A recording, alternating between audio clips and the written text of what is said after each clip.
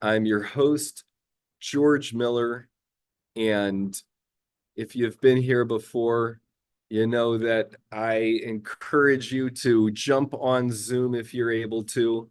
Sweet, thank you, Jane. And if you're not able to jump on Zoom, you can always type your questions into the comment section. If you are viewing in on YouTube or on LinkedIn Live, go ahead and type your questions in. Welcome, Gerardo. Good to have you on. You are welcome to join in on Zoom, and anytime you have a question here, you can come off mute if that's easy for you and ask your question, or you can type your question into the comments, into the chat here on Zoom. And if you're on LinkedIn, you are welcome to type your questions into the comment section there. So I'll be sharing some about our topic today. I will be tying it to emotional intelligence stuff, as I always do. But it's important for you to know that any question that you have is welcome. It doesn't have to just do with this topic. If you got a question about your resume, interviewing, managing up, managing down, managing across, any questions career related are welcome here. So again, it doesn't have to do with the topic. You can ask anything that's on your heart. That's totally fine. And if I'm not able to answer, hopefully I'll be able to get you a resource that can help you take the next step that you need to. What we often have a lot of people in this meeting and helping on LinkedIn that can get questions answered if I'm unable to. So good having you here. What I want to talk about today is something that I think is really important about paying attention to yourself at work. What does that mean? So when I'm working with people, a lot of times clients haven't really known how to notice how they're doing at work, or how if somebody is unhappy with the situation at work, they're not really able to see themselves and see how they might be contributing to a pattern, to an ongoing pattern, and sort of living out a self-fulfilling prophecy. So that's one way that paying attention to yourself at work is helpful, is a good idea to learn, okay, how am I a part of this system, and what is the role that I'm playing in continuing to generate some outcomes that maybe I don't like. And then we usually need to go even another layer down. Because if I'm responding to the people around me in work meetings, et cetera, in a certain kind of way, well, that's usually happening because I have beliefs about myself that impact the way that I show up and communicate with others. So now we want to learn to pay even more attention to ourselves at work, paying attention to the feelings and the thoughts that I have about myself while I'm at work. And the cool thing about working with people is that it provides lots of feedback opportunities. So we could picture that everybody, all human beings out there, are kind of like mirrors that if we so choose to engage with people in this way, we can see things about ourselves reflected back to us. And that can be very useful for doing a better job at work. But I think more importantly, for us to be continuing learning and growing, getting to know ourselves, getting to know what brings us more satisfaction, getting to develop ourselves and know that we're being who we want to be. And that is the overall context that we use in approaching career here on Career Lab Wednesday is we look at your job at work as the opportunity to help you develop the pathway for you to reach your potential. So what are the ways that you can be engaging that are helping you become who you want to be? And sometimes when you're at a certain company, you get to a place where, oh, there's not more room for me to grow here. Okay, what's the next step? What's the thing that's going to help me continue? So this is the overall approach. And for today's topic of learning how to pay attention to myself at work, being fully present and aware of the thoughts and the feelings that I'm having as much as I can without judgment. Truth is we are judge machines. Every human being, whether we like it or not, we are judgmental. It's just the state of being human at this point in evolution. But if I can, and I by the way, I was somebody who was so good and so above all this stuff that if you had told me I was a judgmental prick, I would have been like, no, I'm not. No, I'm over that. I was, good at pretending that. But if I can notice the judgments that I'm having and say, oh, yeah, those are the kind of judgments I have. Okay. Then that's actually going to help me look at, okay, what's going on underneath that judgment? What's going on? What are my feelings that I'm having that are, not causing this judgment, but the feelings I'm having are running through this being that I am. And now I'm coming up with judgments very often to avoid the feelings. So it's more complex than just saying, oh, let's not have judgments, because we do have judgments. And I think I've shared a little bit about this before. I think it's helpful to look at, instead of trying to pretend like everybody's equal, saying, you know what, there's all kinds of ways where we're not equal. Everybody has different skills. Some people are better at some stuff, some at others. Some people are super smart in their IQ. It's the, intelligence quotient. And some people are more in touch with their emotions, so there's differences, but we can be mutual. And so this practice that we're talking about today of paying attention to yourself at work, noticing the thoughts, noticing the judgments, noticing the feelings, and as much as we can, allowing that to inform us about who we are in this moment. And that then allows me to be more in touch with the people around me. It allows me, when I'm willing to be with a little more discomfort in my interactions, I can then be more aware of the differences in others. And that can help me as I communicate with them in a way that they might be able to hear more effectively. So that's the overall topic for today, is paying attention to yourself in a way that's useful at work. I want to jump in now, and I've talked for a little bit, and I want to reiterate that anybody joining in, that you're welcome to ask questions at any time. You're welcome to come off mute or type into the chat. And if you are viewing this through LinkedIn Live, you are welcome to type any questions that you have into the comment section, and I will do my best to get to those. So what questions do you have about this topic, or just questions about your career? I want to check in with somebody to see if, Eric, if you're able to jump in and give us an update.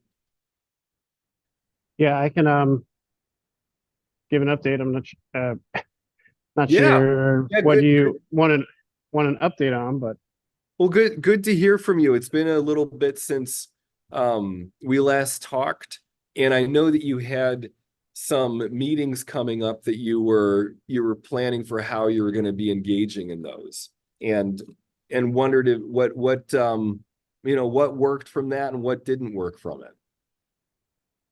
yeah, it's been kind of up and down. I know I had been given more responsibility at work. There's another few product groups that have been put underneath my planning responsibilities. So it's kind of taken away time from working on that and more of just learning how to manage those.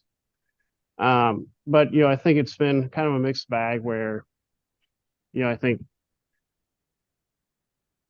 paying attention more and trying to jump in on questions that I know and asking those to kind of be more involved versus being more passive, I think has helped. And I know the meetings I'm participating in, are themselves evolving. So kind of adds another wrinkle. But it's been a mixed bag. Nothing.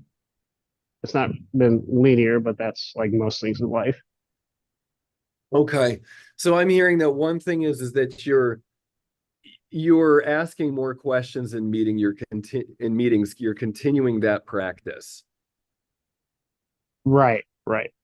What do you notice about yourself when you're doing that? Like, walk us through, because this is an interesting. I like to really break things down. So for everybody who's listening in, what what Eric's been working on is, now picture yourself in a meeting and picture yourself maybe being like, how do I contribute to this meeting? And a lot of us can get through a meeting without ever saying anything. And we can come up with excuses for why we didn't say anything, why we didn't ask any questions. That's easy to do. But what Eric's been working on is saying, wait a minute, no, what are the things that I actually want to help move forward in these meetings? What's the impact that I can make? And how am I going to be most effective in making that impact?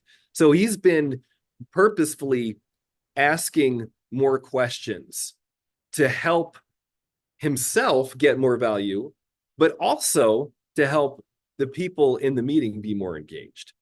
And so, Eric, as you're doing that, what are you noticing about your feelings and what that's like for you? I think it makes me more emotionally connected to the meeting. Maybe like a little bit towards my coworkers, but I say more so the meeting itself versus Okay. being more emotionally distant than I would have been previously. Uh-huh. Um, but yeah, so that's probably really the biggest thing is that I feel like I'm actually participating, somewhat contributing, even if it's asking like a question that maybe seems a bit silly to maybe someone who has more expertise, but I feel more involved and connected versus kind of just feeling like I'm just a shadow amongst the rest of the group. That's awesome. That's a really cool result. Now, break it down for us a little more. When you are when you have a question, what do you notice? Like, what are the sensations that you experience when you're raising your hand or typing into the chat or speaking? Like, what's that like? There's definitely some sense of vulnerability just because, again, it's speaking on stuff that kind of by the nature of my role, I don't have a lot of involvement with.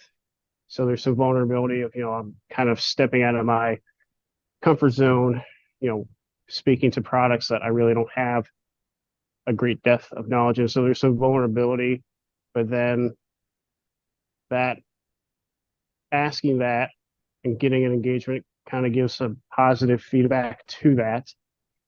Because thankfully, my coworkers are great sports about it, and generally everyone's pretty open to sharing knowledge with one another. So there's no judgment or anything from my coworkers. So there is some initial vulnerability, but then there's kind of like I guess maybe almost a slight surge of like engagement because I'm getting feedback from, you know, kind of putting myself out there and it's positive feedback. It's not necessarily, like, oh, well, that's a silly question or however you want to you phrase it, like, you know what I'm getting at with that. Uh-huh. This is so cool. Eric, thank you for walking us through this. Part of what, for everybody listening in, what I want you doing is relating to Eric and anybody who asks a question. And instead of looking for how to answer that, looking at like, oh, how am I like that? How do I relate to this? What am I getting? How am I learning vicariously through this conversation? So this is a really big deal that you're talking about, Eric, because in a lot of meetings, especially for like your role, where you're stepping into a spot where it's not your specialty, so there's all these people that know more than you do, and you could go into those meetings and you could never ask a question, and yeah, people might not even notice that you were there or not there. And you could go in and go out, and that could be it. But by you facing the discomfort, low level fear of speaking up and asking a question that, some people might be like, the thought, you can start to notice your limiting beliefs, like thinking that other people be like, geez, why is he asking that question? Doesn't he know that question? And being like, huh, isn't that kind of funny that that's what I think people are thinking? when in fact, they're probably not. In fact, if they're anything like George, like me, they're probably like, ooh, I can answer that. Like, oh, I'm so glad somebody's asking that question. And so, and so then just by you doing that, you are building your confidence in a meaningful way. You are challenging that limiting belief that, people want to put you down or people think you're stupid or blah, blah, whatever that is.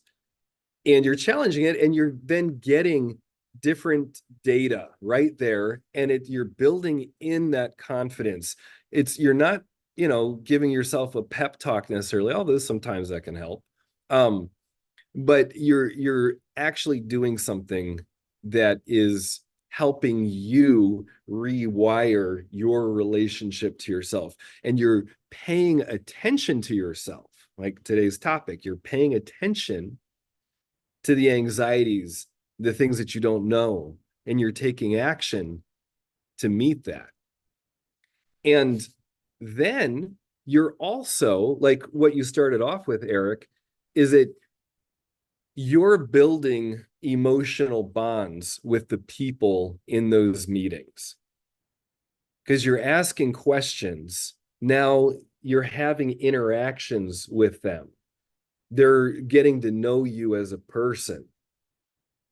And you're taking up that space in a good way.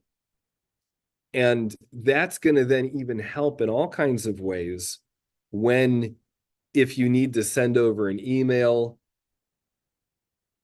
to somebody who is in that meeting now, they're going to have an emotional connection to you.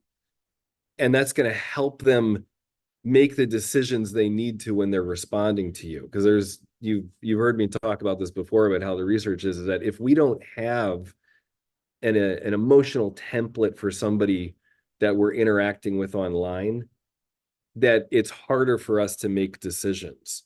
So you're establishing that rapport, you're establishing that emotional connection, and that's going to end up paying off in the long run for helping people communicate more efficiently. And we can tie this all back to, I want to give a visual cue here.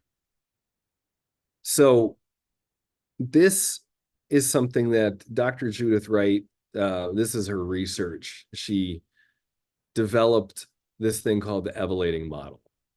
I find it useful because it highlights the 6 phases of of development for adults, of how we really can become um, who we want to be, how we can develop ourselves meaningfully. And we're not going to look at all of these. I'm just going to focus mostly on these as we're talking about what Eric's doing and the topic of paying attention to yourself. So the first phase is yearning. And that's kind of in the emotional realm of what are the things that are really important to me? How do I meet these yearnings? So Eric might have a yearning to be heard, a yearning to be recognized. He definitely has a yearning for mastery. You know, he's driven, he wants to develop himself. And so that part right there is very important. But oftentimes we don't really become aware of our deeper yearnings in life until we start engaging. And once we start engaging, we get all kinds of data about we get more data about ourselves. Sort of like that thing, like, you know, if I'm depressed or if I'm like scared about doing something, if I don't engage and I just kind of keep ruminating, I'm not really moving anywhere.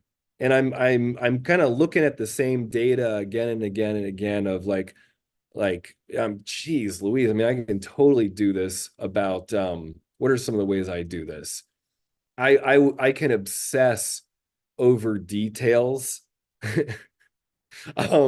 Sometimes that's good and sometimes it's not good.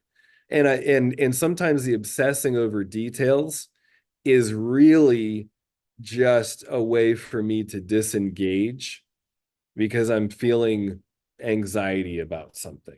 But if I say, okay, whatever, I don't have to be perfect, things don't have to be perfect, I'm just going to start engaging, then I can start to be more aware of those yearnings. And so Eric, he starts to engage by asking questions.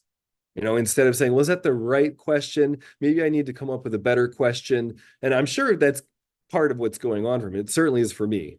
And when I'm in a meeting, I'm like, okay, how am I going to ask this question in a way that looks really smart? Like, how am I going to impress people with the question I ask? You know, this kind of thing goes on. If not, I hope some of you out there relate to me. But then at some point,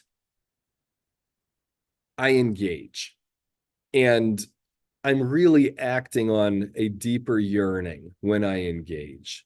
That might be a yearning to be seen, a yearning for mastery, which is, you know, finding out something more, learning something more.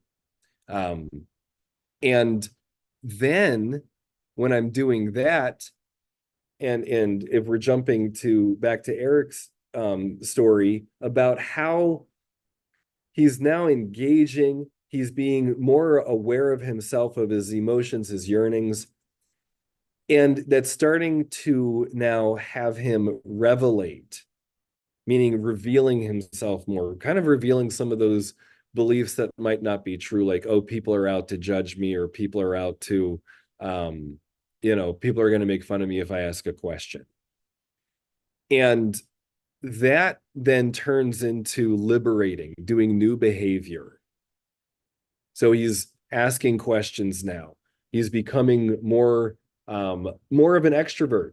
You know, at heart, he might be an introvert, but he's able to lean in and say, okay, I'm going to step outside of just being an introvert. I'm gonna liberate, and I'm going to act like an extrovert sometimes, even if I'm not. I can still do that and get some of the benefits of that.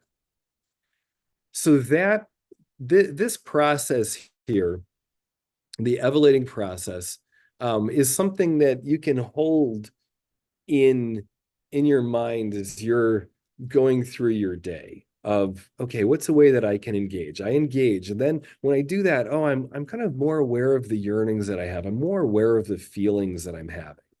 Okay, wow. And this is now me developing new behaviors, revelating and liberating. Wow, okay, cool. And this is a great tool for you to pay attention to yourself at work. What's going on for you? while we're here, I want to say something about this last phase, dedicating. I think that's really cool because when I decide that I am somebody who is always going to be learning and growing, then I get more out of the work that I'm doing.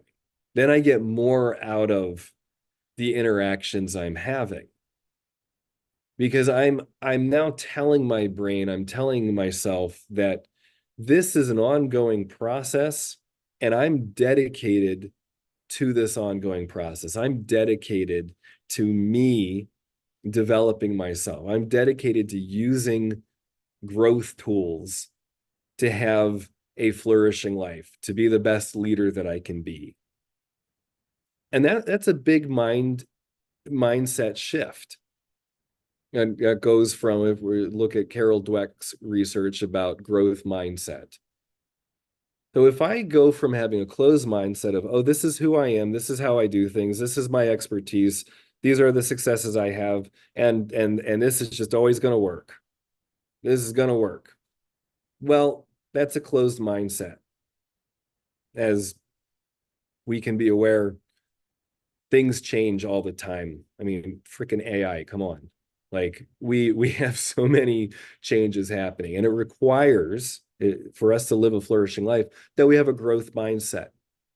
And so making the choice of dedicating to a growth process makes a very big difference in our lives. It's like I get more bang for my buck in everything I do. And when I learned that, when I grokked, is referring back to a science fiction book about just kind of getting the whole scope of something. When I understood that, wow, I'm going to get more value out of pretty much everything I do if I choose to dedicate to myself as somebody who's developing throughout my entire life. When I dedicate to that, well, that's a beautiful thing, and I get a lot more.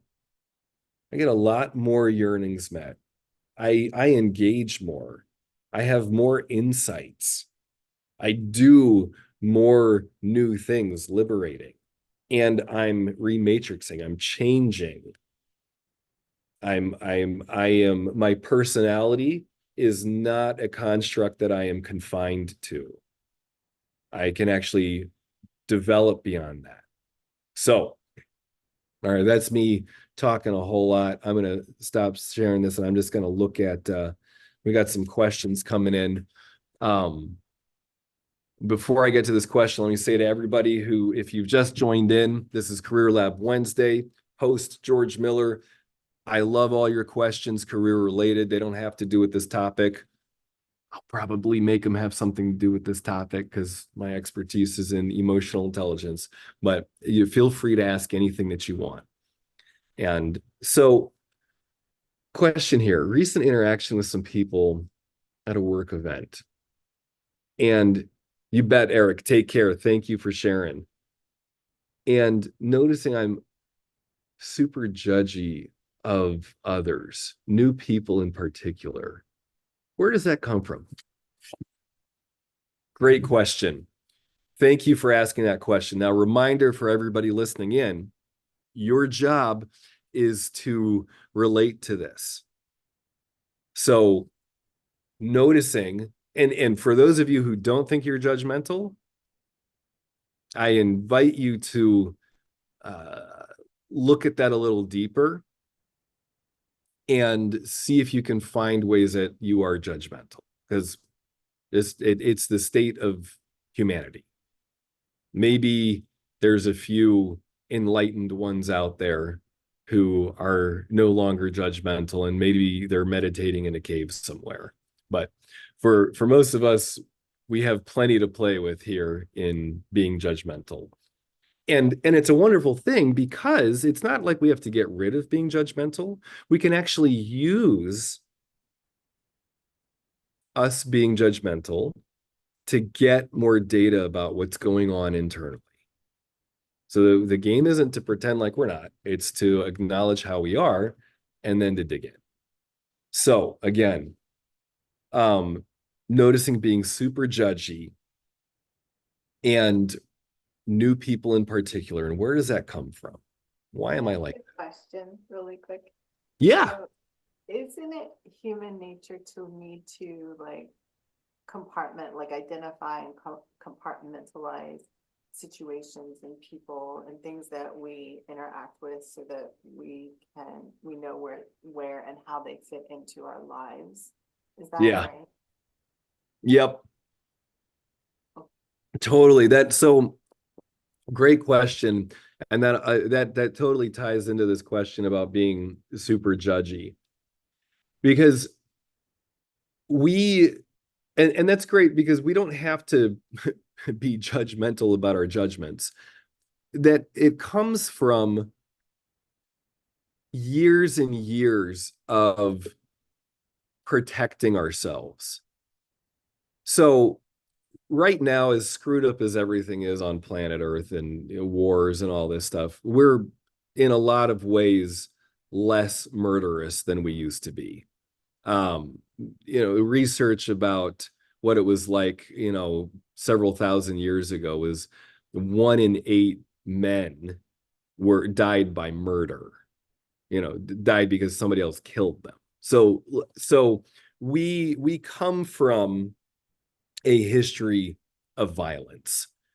And it makes a whole lot of sense to be very judgmental and to have all kinds of biases and all that stuff because it's a matter of life and death. This is wired in us very deeply.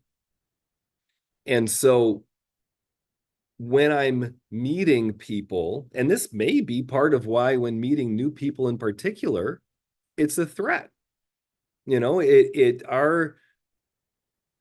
Our response to new things is danger, danger, danger. And instead of going to, okay, I'm going to stay away from new people or new environments because I don't want to experience the discomfort of feeling afraid and then being judgmental. My hunch is that being judgy comes from self-preservation, about trying to keep safe, trying to compartmentalize and look for all the flaws in others. So I can say, okay, that's that kind of person. That's that kind of person. See, there, now I know I'm safe. And this is, I think, even more enhanced for people whose very early childhood was one without a secure base or with a compromised secure base. So, the kind of the more um uncertain that one's early, from 0 to 3 years old, the more if like lots of changes were happening in that time, um, that's going to then show up likely as being more judgmental later in life, as a way to always be, well, as a little kid, I had to be super on guard. I had to be very alert. I had to protect myself. My system, I didn't get as much protection from adults and authority around me. And I needed to do that for myself. And so that template then is laid out across all relationships going forward. And then we navigate that in all kinds of ways. Sometimes that just gets so exhausting that we use substances as a way to try to dampen just that, I'm so sick of being so judgmental or whatever. But if we can look at the judgmentalness and say, oh, okay, it's okay that I'm being super judgy. Okay. That gives me insights into what I'm afraid of. Huh. What am I afraid about in these interactions? How does the way that this person's interacting, what about that is having me feel anxious? Okay, some of that is probably um, past stuff that doesn't apply to this person in the here and now. But I can even thank that judgmental part of myself because it really helped me pay attention to this other person and see them. And I'm aware of stuff with them now that I might not have been if I didn't pay attention. And I can choose about how I engage with them. And I'll just notice my judgments. It's kind of like my guard dog that's just sitting there. And I don't need to get rid of my guard dog. But I don't my guard dog also doesn't have to go bite them. And I can trust that my guard dog is ready. So that is probably, who really knows where judgments come from, but we all have them, and in large part, I think that they come from self-preservation and, like you said, needing to compartmentalize things to be able to make sense of the world.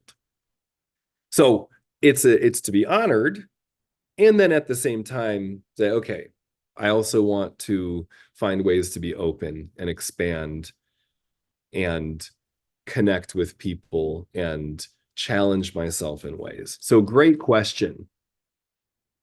Yeah, you're welcome. You're welcome. Thank you for asking that. So we're coming up towards the end of the hour here, and I've got a session right after this, so I'll be jumping into that. But I wanted to take a moment to share a little bit about the course that I am offering again. So this is now, I'm in month 4 of my coaching business, and I'm loving it. And 2 groups that I had finished up the first round of this, and I'm going to be offering it again. So it's Foundations of EQ Lab. It's curriculum that you've heard me talk about here before.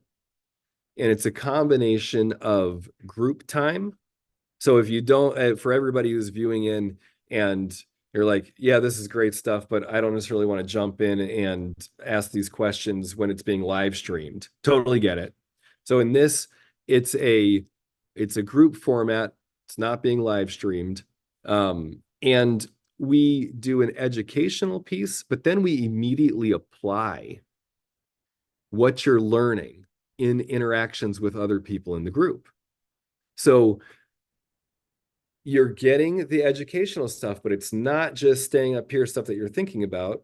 You're actually engaging with it in class time, and you're breaking all kinds of rules, myths, and beliefs about yourself. So that those limiting beliefs that we were talking about earlier, you get practice with new behaviors and developing new beliefs about yourself with other people. Really cool. So you get group coaching, and then you also get biweekly coaching sessions with me. And that way I help you deepen your learning experiences, help you come up with creative ideas for how to apply the lessons that you're getting. And then you get to go back into the group, try that more, and then transition that to your life. So it's a really fun thing. The last quarter that just ended was a huge success, and I was like, okay, the beta testing is done here, and we're going to do this, and I'll probably do this for several years because I love it. I love playing with people in it and watching people learn and grow. So I wanted to make sure to share that. And if you have questions about it, feel free to reach out to me. You can always set up a time to talk with me one-to-one, and you can reach out to me on LinkedIn or email. And I would love, if you think that this is a good fit for you or somebody else that you know, would love to talk you through it if you got any questions. Okay. So again, if you have any questions, feel free to jump in. You can come off mute. You can type your questions into the chat. If you're viewing in on LinkedIn Live, you can type your questions into the comment section. You bet. You bet. You're welcome. You're welcome to ask any questions about yourself in your career, any work-related questions. Everything's fair game. I'll share a little bit more about the topic as we wrap up today. So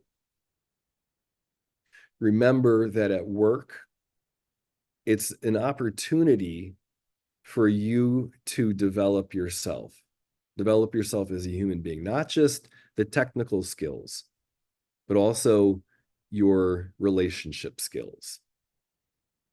And the way to really do that is with your relationship to yourself. So first level is emotional intelligence, then comes social intelligence. The more that I'm aware of myself, the more mindful I am, and I'm going to make up a word, emotional full, the more aware I am of my feelings and the impact that my feelings have, that allows me to be more aware of others, of social intelligence now.